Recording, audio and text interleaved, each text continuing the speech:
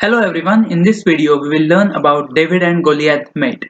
It is a checkmate pattern where a checkmate is delivered with the help of just a pawn, and usually the other pieces are sacrificed or they cover some important escape squares for the enemy king.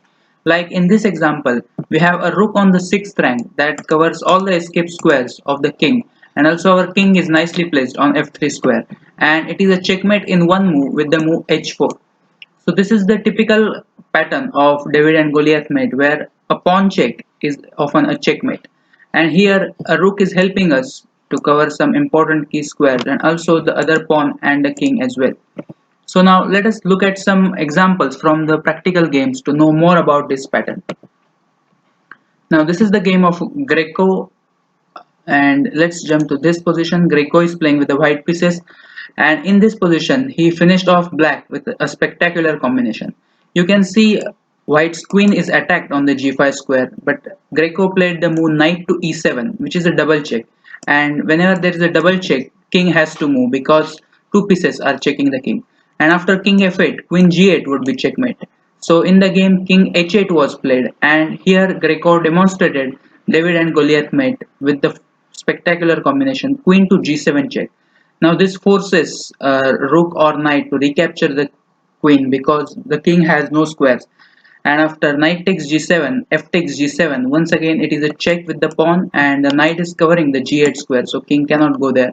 So rook takes g7 is forced, and after h takes g7, we once again have David and Goliath mate where a pawn is checkmating the king, and here the knight is covering the important square, as well as the rook on g3 is guarding the pawn on g7, which is very important. Now let's look at the next example. This is the game of Alexander Alekhine, and let's jump to this position. Black's last move was rook to g6, and Alekhine played a nice combination here to finish off black. You can see in this position black king is trapped on d6 square. It has no squares. The knight is covering the e6 square, and the rook on the 7th rank is covering all the squares on the 7th rank. And also the square d5 is guarded by two of white's pawns. But we need one more piece to check the enemy king so that it will be checkmate. And here with a nice combination, Alekhine reroutes his knight to another square that will control this e6 square so that c5 would be checkmate.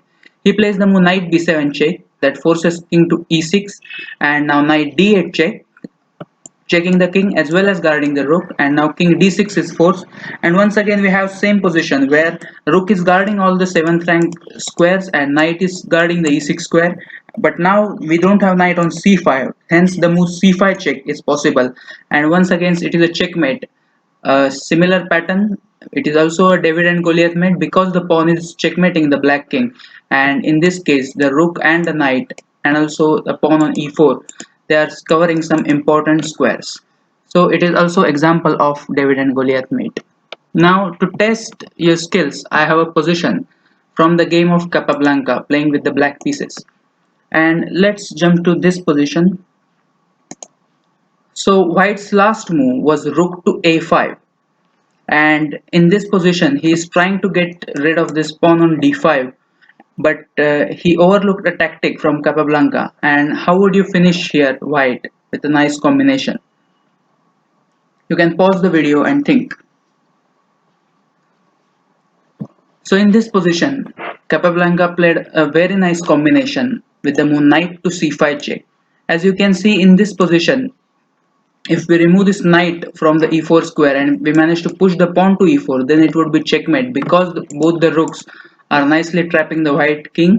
So knight c5 check forces that. After d takes c5, e4 is once again David and Goliath checkmate because pawn is checkmating the king and both the rooks are covering the escape squares. And after rook takes c5, also we once again have e4 check, which is a checkmate. Hence, it was a combination of David and Goliath mate and the clearance theme where we cleared the e4 square for our pawn with the knight sacrifice, and once again we had a checkmate. So, this is all that you need to know about the David and Goliath mate. Thank you.